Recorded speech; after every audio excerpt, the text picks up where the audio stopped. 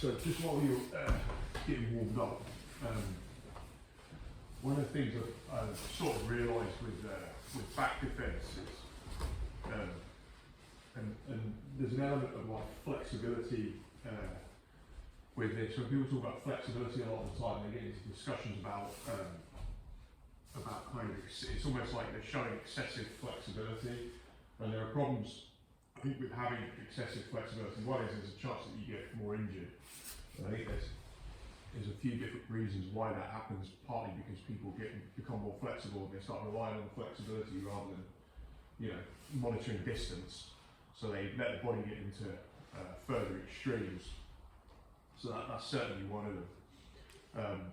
And I think another way is it just creates the wrong focus. Like that you want amazing flexibility in all areas. And in terms of the time return you've got, I was thinking about the importance of being able really to bring your arm here and keep this space as close as possible. Like if you think about it, everyone just does this a second.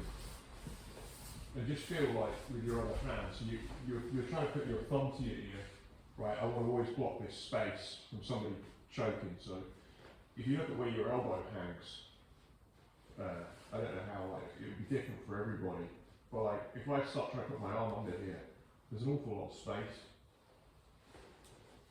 And this is actually, I think, a kind of a very fundamental problem, because depending on your flexibility of how your arm hangs, depends upon how much space you're giving away. I find that it's like pulling on the back of my shoulder, even just doing this. Well, I'm old and flexible, but I think this is like it's actually worth looking at how this makes it hang, like when you have to hang doors or something like that.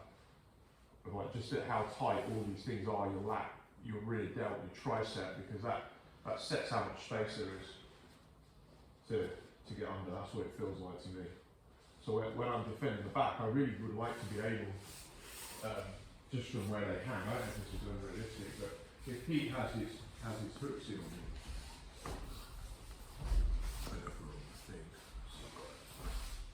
but I really want to be able, so like if he gets this in, he's got his big toes together. If I'm struggling to get my elbows in here, he pretty much controls, even before we begin, he pretty much controls my body, right? Because my elbows don't really fit here.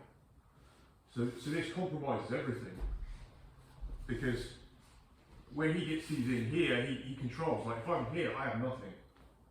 I really don't have anything in terms of him being able to move my body from side to side, so he just twist your legs. Yeah.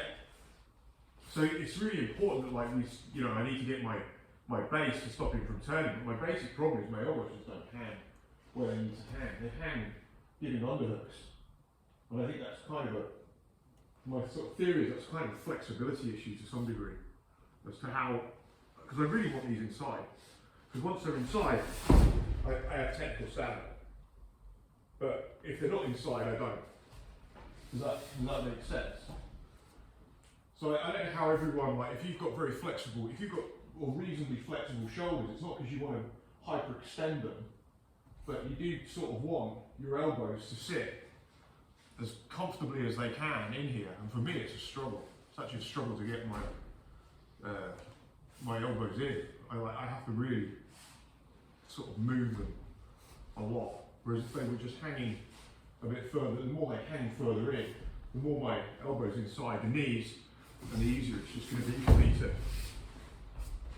I want to be able to get my elbows inside it. So it feels super. My shoulders are just super tight. So we're going to do a little bit on that, just to give you the thing. I'm just going to play around with, trying to open all this up just prior to even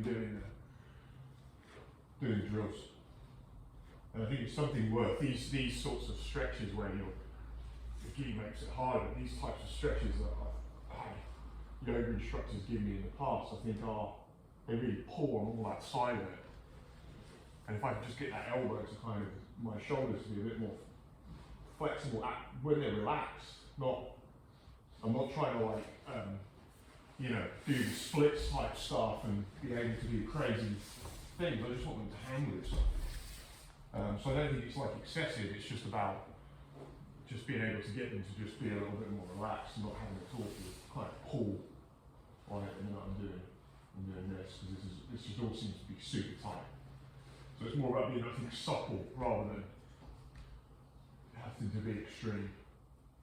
Yeah, so I just recommend trying to ease these off a bit and maybe study some stretching. I need to probably do some work on this, but just study some stretches that work, opening all this sort of side up, so they just hang a bit looser. Doing the hanging from the rings Yeah. is helpful to open up all the Yeah, it might well be. You say 7 minutes a day, hang Right. I know a lot of people talk about this. That space is just, I think it's critical. If I can get my elbow on the inside of his legs and it hangs more, just naturally hangs more in there, I've got there's this kind of dilemma between you're trying to block entry to the neck and you're trying to have your elbow inside his leg. Which is exactly the same kind of dilemma as like what are we doing with mount. I always want to have my elbows inside of his knees. If his knees start getting here or inside of my elbow, I'm pretty much done. You know, it must be worth, it's got to be worth like 30% or something crazy in terms of like his ability to do something, his additional leverage, his ability to choke me. And I suppose there's a trade-off if you lift weights to get bigger shoulders and bigger deltoids or whatever, you're going to find that harder anyway, aren't you? Because I suppose your shoulders are getting wider. yeah, I think. I don't know if that's true or not, but I think some gymnasts say that, don't they? I think that, well, that's then you get into the whole thing of antagonistic muscle groups. So if they're stronger the other way, then in theory, this is I think one of the problems of the concept of stretching, is in certain positions we have antagonistic muscle groups. If you make it stronger in one route, if you're getting it stronger the other way, then in theory, I think it should balance itself out. The muscle's getting bigger, and sometimes range just becomes more limited just because you've got just a bigger group of muscles. But I think if you are doing not this idea of like you have to be hyper, but you just have to be supple, I think that's it. So it's just trying to loosen you up. So yeah, we'll get to work on this. So I put the videos up, you're not seeing them. Is what it is. But the basic idea that we want to begin with is my feet I have to be engaging my feet meaningfully on the ground. I had some of the kids yesterday, I talked about this, and I still have kids doing it. You don't really need to do too much.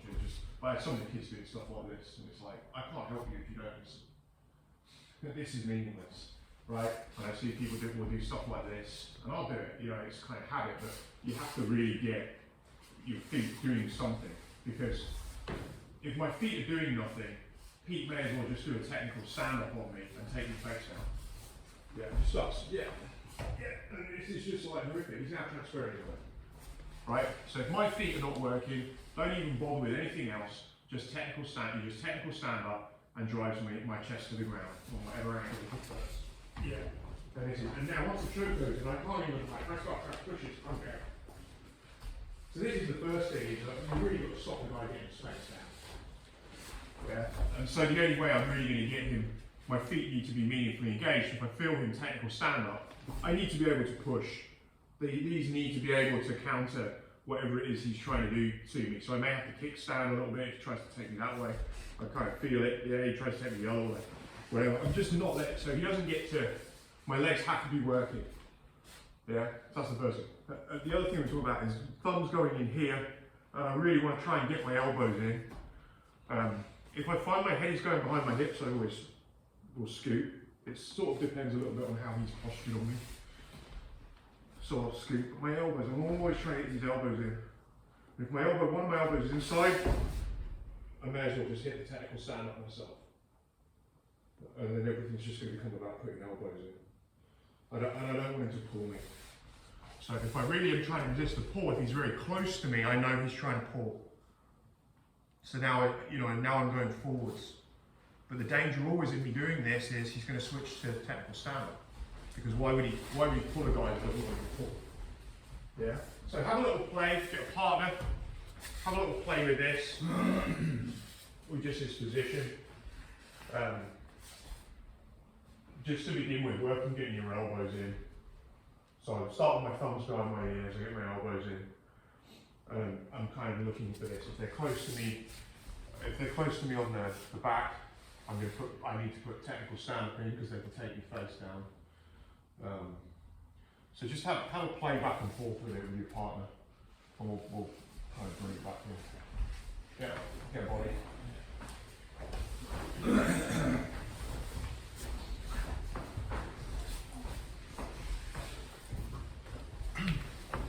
Feet on the floor, soles on the feet on the floor, generating power. This is good. Good.